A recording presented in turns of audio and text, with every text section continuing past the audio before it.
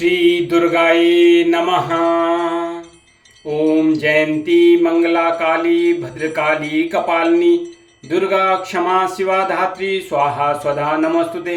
जय त्वं देवी चामुंडे जय भूतातिहारिणी जय सर्वगते देवी कालरात्रि नमस्तुते। श्री दुर्गा सप्तशती का तीसरा अध्याय और सबसे पहले माँ का ध्यान। श्री जगदम्बा के श्री अंगों की कांति उदय काल के सहस्रों सूर्यों के समान है। वे लाल रंग की रेशमी साड़ी पहने हुए हैं। उनके गले में मुंडमाला शोभा पा रही है। दोनों स्तनों पर रक्त चंदन का लेप लगा है।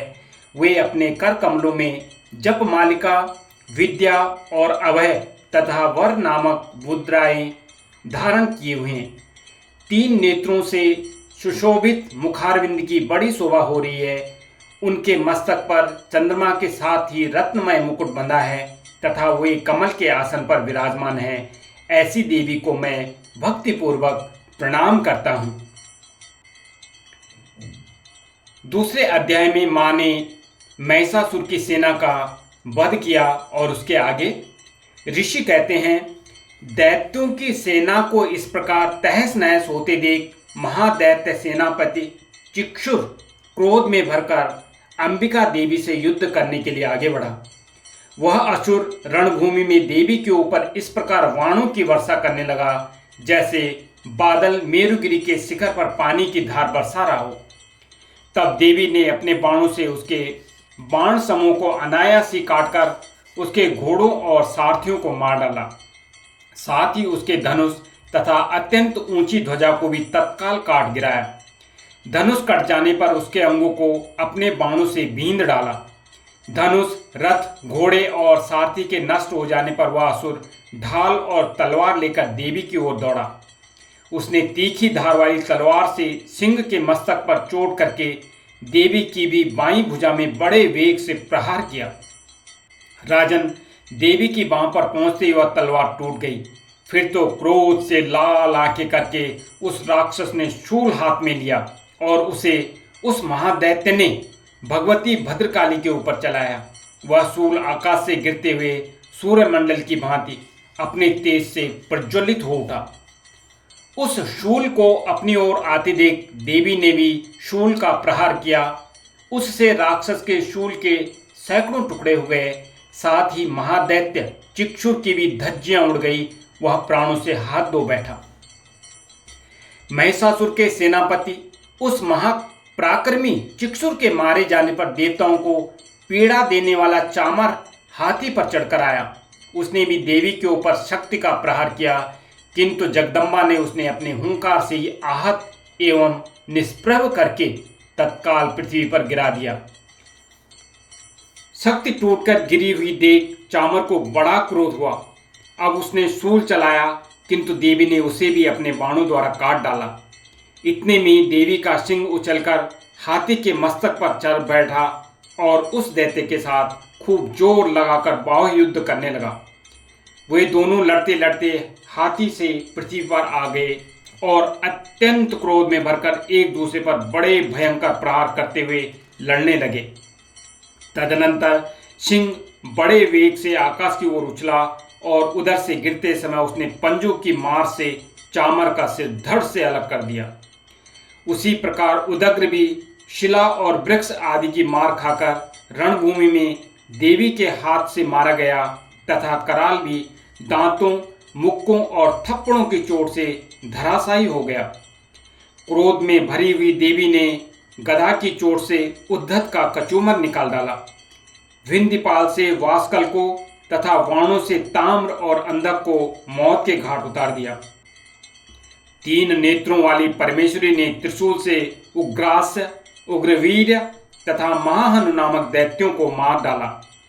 तलवार की चोट से विडाल के मस्तक को धड़ से काट गिराया। दुर्धर और दुर्मुख इन दोनों को भी अपने बाणों से यमलोक भेज दिया। इस प्रकार अपनी सेना का संहार होता देख महिषासुर ने भैंसे का रूप धारण करके देवी के गणों को त्रास देना आरंभ किया। किन्हीं को थूथन से मारकर, किन्हीं के ऊपर खुरों का प्रहार करके किन्हीं किन्हीं को पूंछ से चोट पहुंचाकर, कुछ को सींगों से विदीर्ण करके, कुछ गणों को वेग से, किन्हीं को सिंहनाद से, कुछ को चक्कर देकर और कितनों को निःश्वास वायु से झोंकों से धराशायी कर दिया। इस प्रकार गणों की सेना को गिराकर वह असुर महादेवी के सिंह को मारने के लिए झपटा। इससे जगदम्बा को बड़ा क्रोध हुआ। उधर महापराक्रमी महिषासुर भी क्रोध में भरकर धरती को खुरों से खोदने लगा तथा अपने सींगों से ऊंचे ऊंचे पर्वतों को उठाकर फेंकने और गरजने लगा।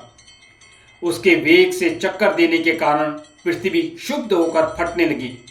उसकी पूंछ से टकराकर समुद्र सब ओर से धरती को डुबोने लगा।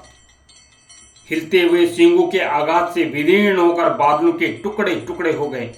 उसके श्वास की प्रचंड वायु से वेग से उड़े हुए सैकड़ों पर्वत आकाश से गिरने लगे। इस प्रकार क्रोध में भरे हुए उस महादैत्य को अपनी ओर आते देख चंडिका ने उसका वध करने के लिए महान क्रोध किया। उन्होंने पास फेंककर उस महान असुर को बांध दिया। उस महासंग्राम में बंध जाने पर उसने भैंसे का रूप त्याग दिया और तत्काल सिंह के रूप में वह प्रकट हो गया। उस अवस्था में जगदम्बा ज्यों ही उसका मस्तक काटने के लिए उद्यत हुई, त्यों ही वह खड्गधारी पुरुष के रूप में दिखाई देने लगा। तब देवी ने तुरंत ही बाणों की वर्षा करके ढाल और तलवार के साथ उस पुरुष को भी बींध डाला। इतने में ही वह महान गजराज के रूप में परिणत हो गया तथा अपनी सूंड से देवी के विशाल सिंह को खींचने और गरजने लगा। खींचते समय देवी ने तलवार से उसकी सूंड काट डाली। तब उस महादैत्य ने पुनः भैंसे का शरीर धारण कर लिया और पहले की भांति चराचर प्राणियों सहित तीनों लोगों को व्याकुल करने लगा। तब क्रोध में भरी हुई जगन्माता चंडिका बारंबार उत्तम मधु का पान करने और लाल आंखें करके हंसने लगी। उधर वह बल और पराक्रम के मद से उन्मत्त हुआ राक्षस गर्जने लगा और अपने सींगों से चंडी के ऊपर पर्वतों को फेंकने लगा। उस समय देवी अपने बाणों के समूह से उसको फेंके हुए पर्वतों को चूर्ण करती हुई बोली।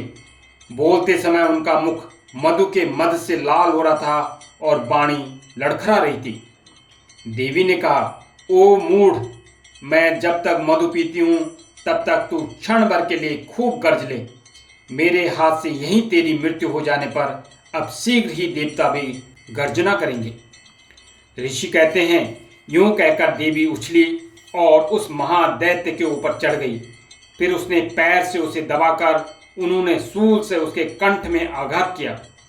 उनके पैर से दबा होने पर भी महिषासुर अपने मुख से अभी आधे शरीर से वह बाहर निकलने पाया था कि देवी ने अपने प्रभाव से उसे रोक दिया। आधा निकला होने पर भी वह महादैत्य देवी से युद्ध करने लगा। तब देवी ने बहुत बड़ी तलवार से उसका मस्तक काट गिराया। फिर तो हाहाकार करती हुई दैत्यों की सारी सेना भाग गई तथा संपूर्ण देवता अत्यंत प्रसन्न हो गए। देवताओं ने दिव्य महर्षियों के साथ दुर्गा देवी का स्तवन किया। गंधर्वराज गाने लगे तथा अप्सराएं नृत्य करने लगी। जय माता दी। इस प्रकार श्री मार्कंडेय पुराण में सावर्णिक मनवंतर की कथा के अंतर्गत देवी महामात्य में महिषासुर वध नामक तीसरा अध्याय पूरा हुआ। ओम जयंती मंगला काली भद्रकाली कपालिनी दुर्गा क्षमा शिवा धात्री स्वाहा स्वदा नमस्तुते। जय त्वं देवी चामुंडे जय भूतातिहारिणी जय सर्वगते देवी कालरात्रि नमोस्तुते। जय माता दी, जय माता दी, जय माता दी।